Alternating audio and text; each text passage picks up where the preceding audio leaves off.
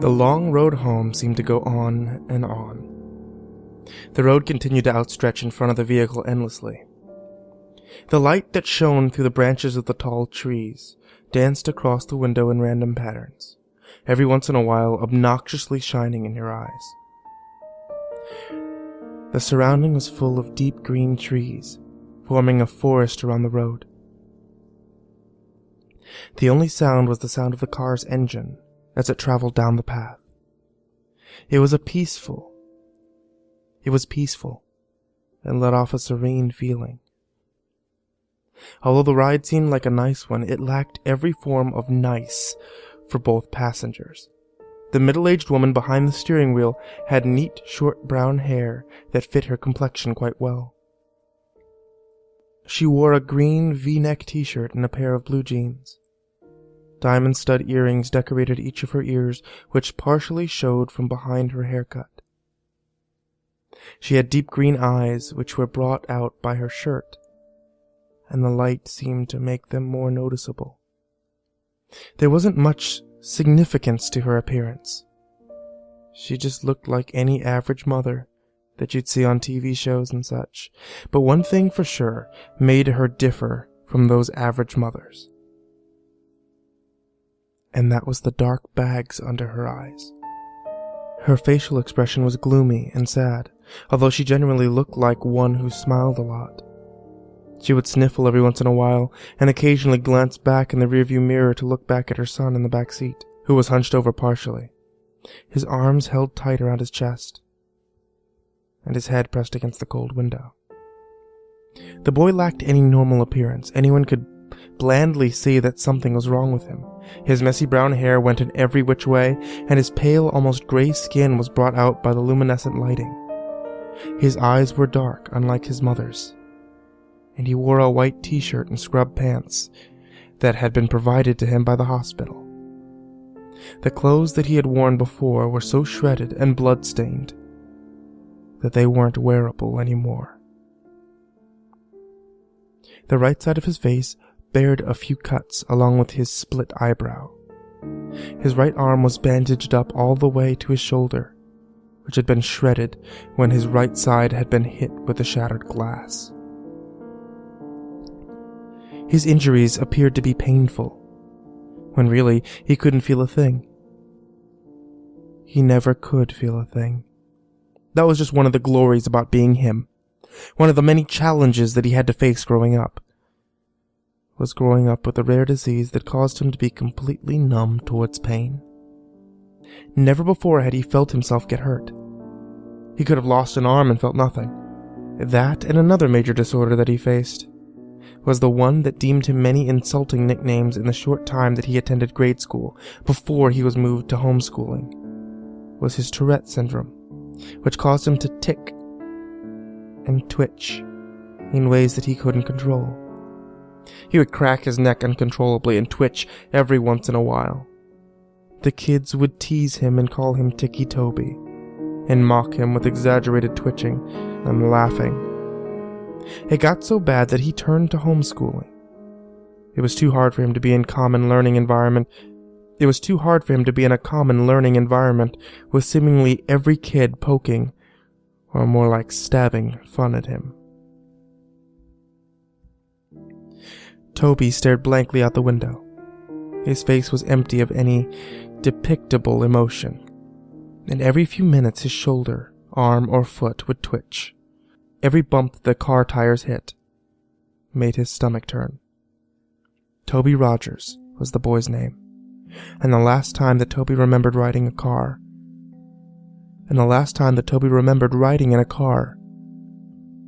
was when it crashed. That's all he thought about, unconsciously replaying everything that he had remembered before he blacked out, over and over again. Toby had been the lucky one, when his sister hadn't been so lucky. When the thought of his older sister came, he couldn't help but let his eyes begin to tear up. The horrible memories replayed in his mind. Their screaming that had been cut off when the front of the car was smashed in.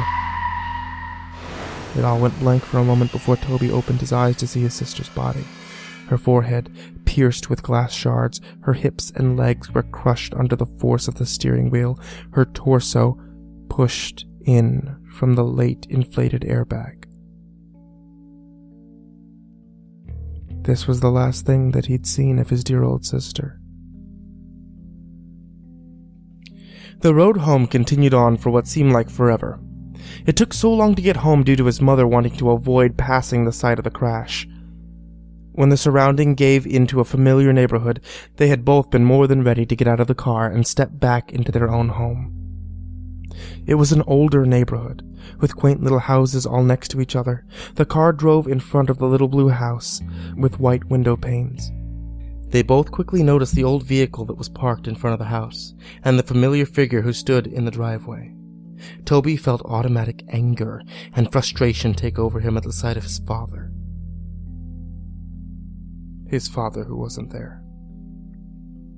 His mother pulled the car up into the driveway beside him before turning off the engine and preparing to step out and face her husband.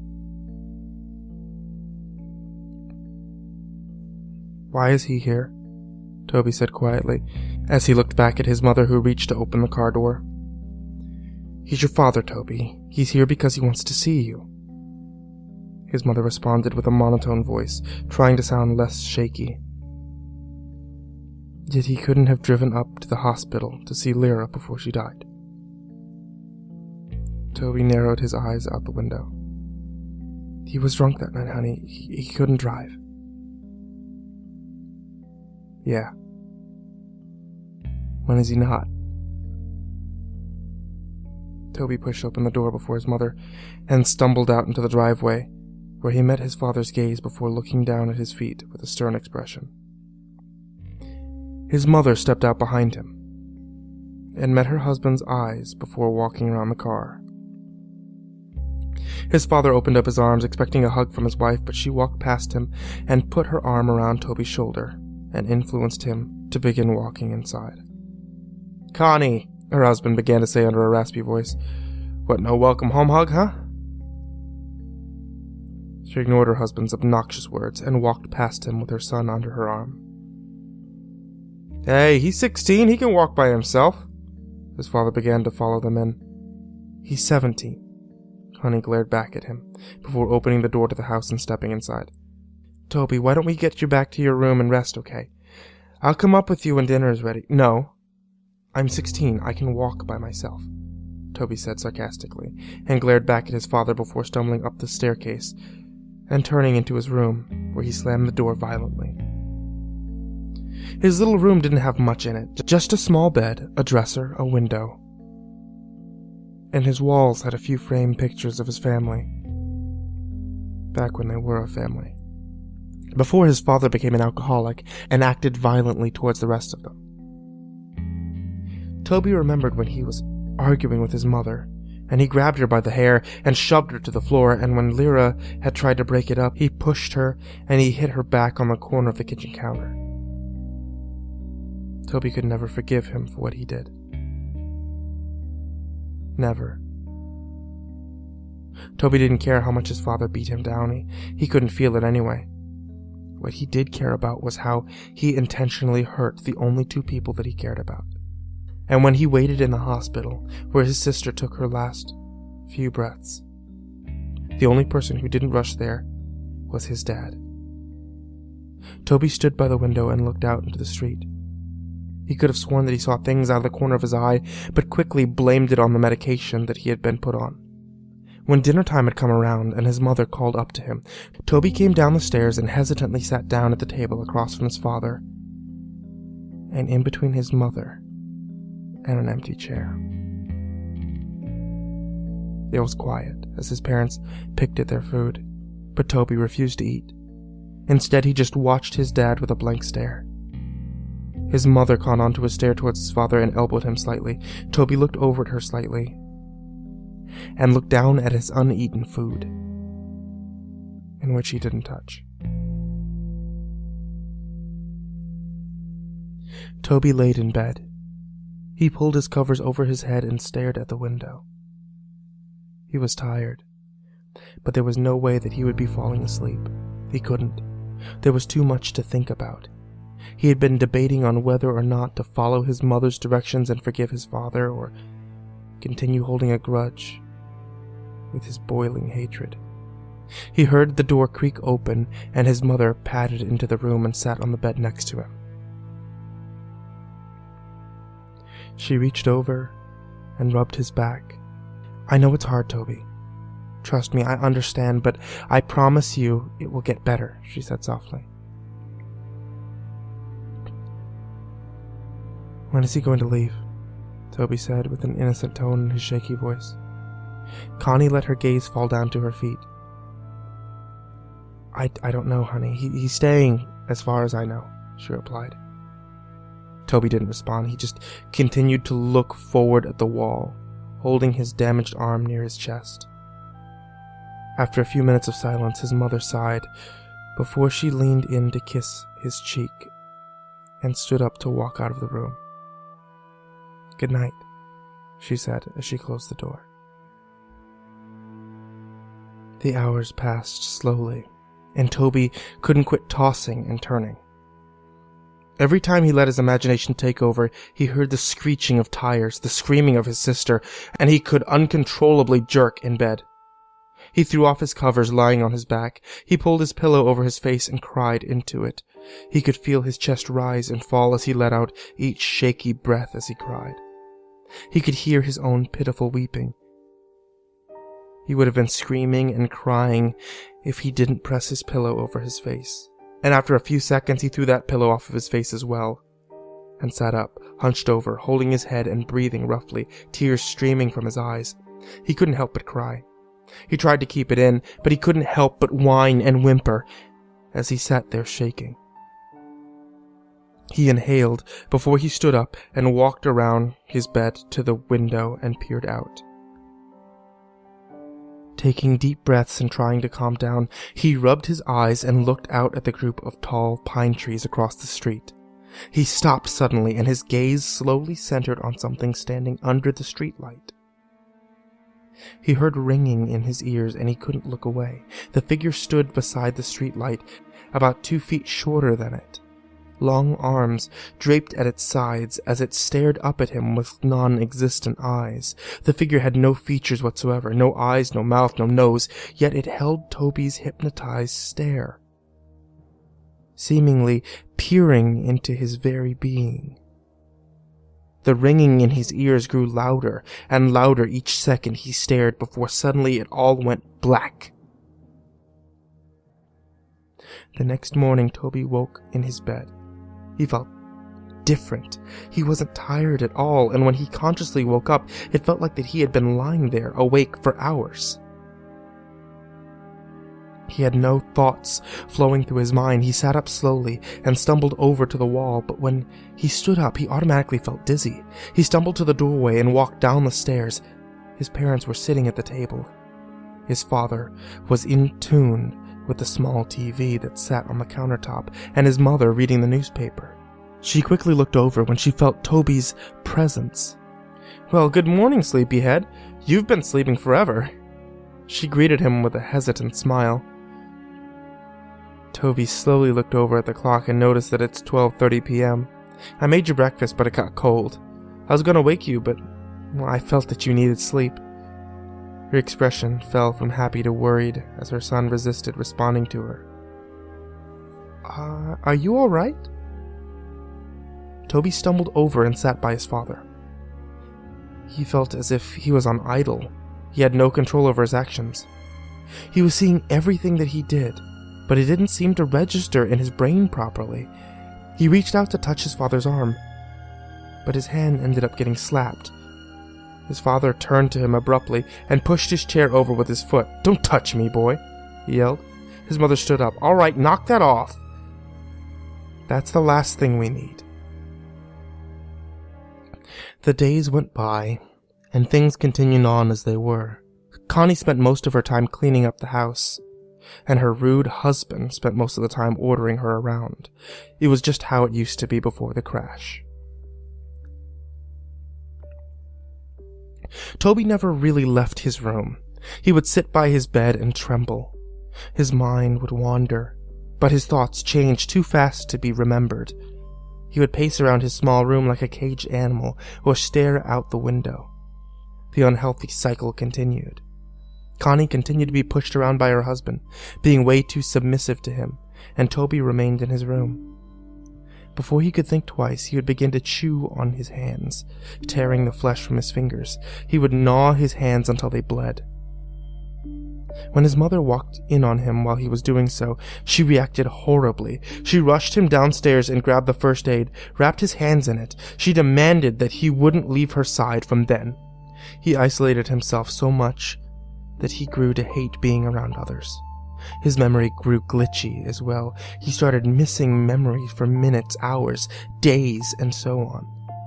He would begin talking nonsense about things completely unrelated to conversations that he would have.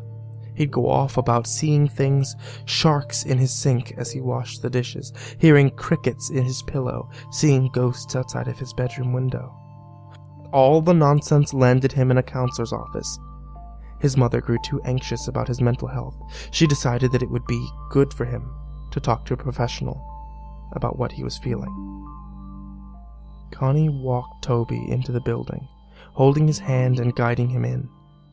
She walked him up to the front desk and began talking to the lady who sat behind it. "Mrs. Rogers?" the lady asked. "Yes, that's me," Connie nodded. "We're here to see Dr. Oliver. I'm here with Toby Rogers." "Yes, right this way."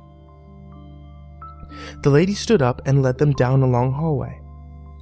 Toby looked at the framed artwork down the halls and tuned into the sound of the lady's high heels on the hardwood floor. She opened the door to a room with a table and 2 chairs. "If we can get him to sit in here for a few minutes, I'll get the doctor." She smiled and held the door open. Toby stumbled into the room and sat down at the table. He looked over at his mother and the lady before the door shut behind them. He looked around the room before he held up his tightly bandaged hands and began to bite at them to unwrap them, but was interrupted as the door swung open and a young woman in black and white with light brown hair stepped in, holding a clipboard and a pen. "Toby?" she asked with a smile. Toby looked up at her and nodded. "Nice to meet you, Toby. My name is Dr. Oliver." She put her hand out for him to shake, but hesitantly pulled away when she noticed his bandaged hands. "Oh!"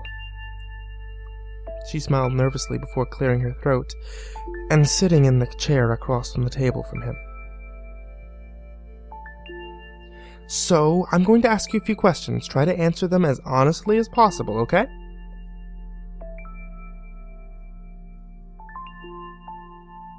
She placed her clipboard down on the table. Toby nodded slowly and held his restrained hands in his lap. "How old are you, Toby?" 17, he responded quietly. She wrote that down on the paper that was clipped to the clipboard. "And what's your full name?" "Toby Aaron Rogers." "What's your birthday?" "April 28th. "Who's your immediate family?" Toby paused for a minute before answering her question. "My mom, my dad." He stopped. "My sister." "I heard about your sister, dear. I'm really sorry."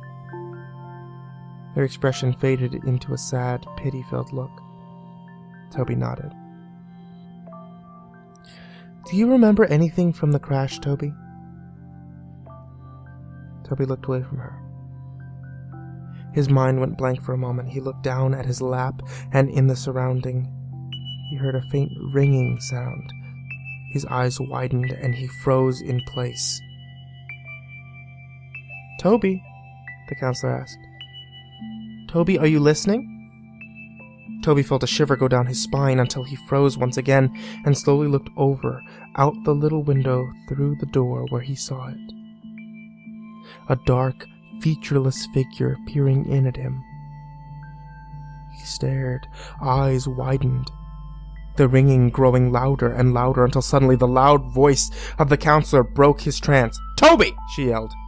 Toby jumped and fell sideways out of his chair and looked back into the corner. Dr. Oliver stood up, holding her clipboard to her chest, a surprised look in her eyes. Toby met her eyes again, his breath hitching as he twitched.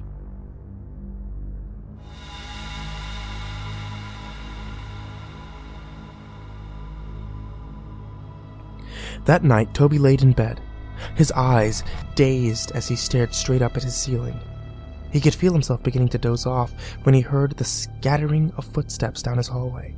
He sat up and looked towards the doorway, his door wide open. There was no light. Everything was lit by the luminescent blue glow of the moon through his window, leaving a cold light. He stood up, slowly made his way towards the doorway when suddenly the door, which was previously wide open, slammed in his face. He gasped and fell back. He was out of breath when he hit the ground, and he began breathing heavily, his eyes wide open. He waited for a few seconds before getting back up onto his feet. He reached up and grasped the cold door handle with his bandaged hand and creaked it open. He looked out into the dark hallway and tiptoed out of his room. The window at the end of the hallway lit up the darkness with blue moonlight as he padded his way down. He could hear footsteps rustling around him and faint giggling led by the pitter-patter of small feet, which sounded like a child had run up in front of him, giggling and running around. The hallway was a lot longer than he remembered. It seemed endless, like a ride home from the hospital. He heard a door creak in front of him. "Mom!" he called out in a shaky voice. Suddenly a door slammed behind him, and he jumped and turned around. Behind him he heard a long, eerie groan that sounded to croak right in his ear. He turned around as fast as he could, and was suddenly face to face with none other than his dead sister. Her eyes were clouded white, her skin pale, and the right side of her jaw only dangled on by tissue and muscle. Glass protruded from her forehead, and black blood leaked down her face, her blonde hair pulled back in a ponytail as it always was. Wearing her green t-shirt and athlete shorts, which were dirty and spotted with blood. Her legs were bent in ways that they shouldn't be. She stood emitting a long, croaking noise, only an inch away from Toby's face. Toby yelped and fell backward. He started to crawl backwards away from her, not able to break eye contact that he held with her black, blank, dead eyes. He dragged himself backwards until he backed into something. He stopped for a second. Everything was dead silence except for his heavy breathing and crying. He slowly looked up to meet the blank face of a tall, dark figure that stood over him. Behind the dark mass were rows of children, looking to range from 3 to 10 years, their eyes completely black and dark black blood leaking from their eye sockets. He screamed and stood up as fast as he could, only to be tripped over by black tendrils that wrapped around his ankles. He fell straight onto his stomach and got the wind knocked out of his chest. He tried to scream out, but he couldn't make a sound. He wheezed out before it all went black. Toby woke up with a start. He screamed out and sat up as fast as he could, completely short of breath. He wheezed out and held his chest with his bandaged hands. It was just a dream. Just a dream. He laid back down on his bed and rolled over on his side. It felt like a giant weight had been lifted off of his chest as he took a deep breath. He stood up, padded over to his window. He saw nothing. Nothing was out there. No ghosts, no figures, nothing. He heard the rustling and coughing of his father down the hallway. His door was closed. He walked over and opened it, looking out into the hallway once again. He padded down the hallway and into the kitchen, where he found his dad sitting and having a smoke in their living room. Toby waited a second and watched him from around the corner before a burning feeling started deep in his chest. Deep, boiling anger took over him. He heard the little imaginary voices in his head. Do it. Do it. Do it. They chanted. He He turned away and held his arms. He felt like he actually had control over himself, unlike he did for the past few weeks since he got home from the hospital. He actually had complete thoughts for just moments before they were clouded by the chanting of the little voices in his head. Kill him. He wasn't there. He wasn't there. Kill him. Kill him. They continued on. Toby trembled. No, he wasn't going to do it. What, was he going crazy? No, he wasn't going to kill anyone. He can't. He hated his father, but hated. No way was he going to kill him. That was it. The last thought that he had before he fell into an idle state once again. The influence of the voices in his head was too much. He began to silently walk up behind his father. He reached over the counter to the knife holder in the kitchen and pulled out the largest knife that there had been resting in the case. He gripped it in his hand. He felt a sensation take over his chest. He let out a snicker.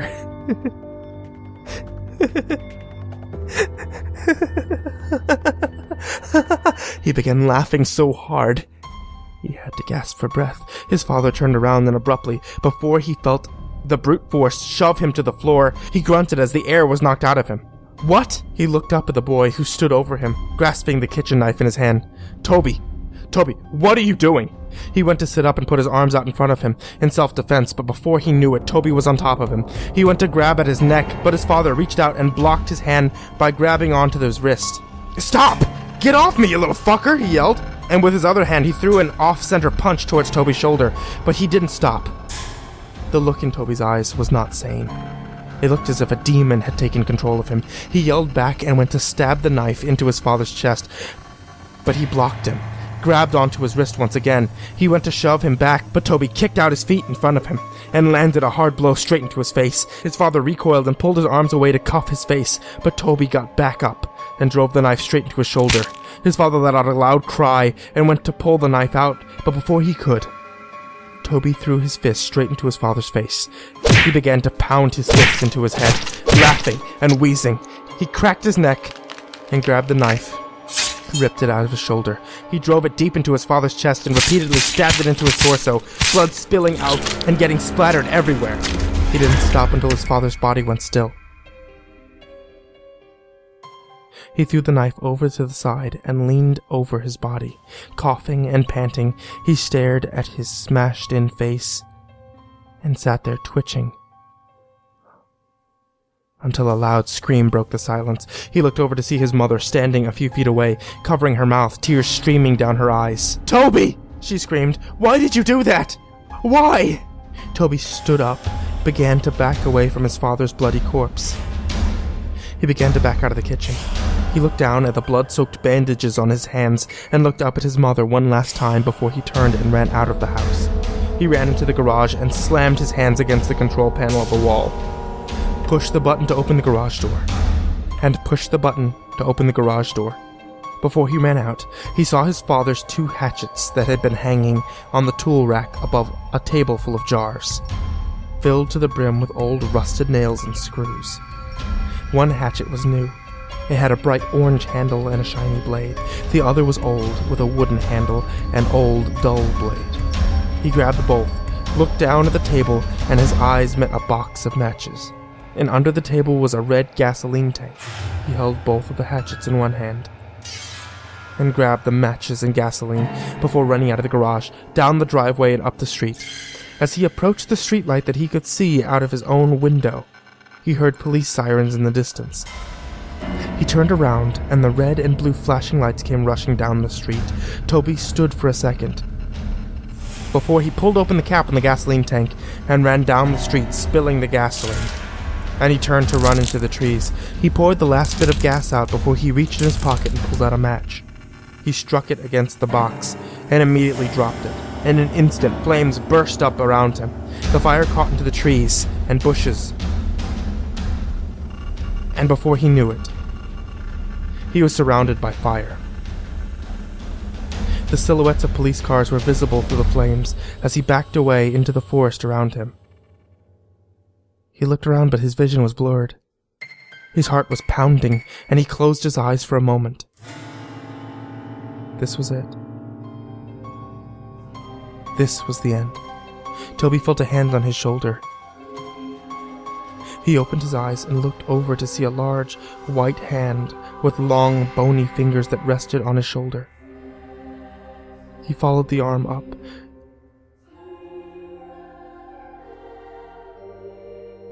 to a towering dark figure. It appeared to be wearing a dark black suit, and its face was completely blank. It towered over Toby's small frame and it looked down on him, tendrils reaching out from its back. Before Toby knew it, his vision blurred, and he was surrounded by the sound of ringing in his ears. Everything went blank. That was it. That was the end. That was how Toby Rogers died.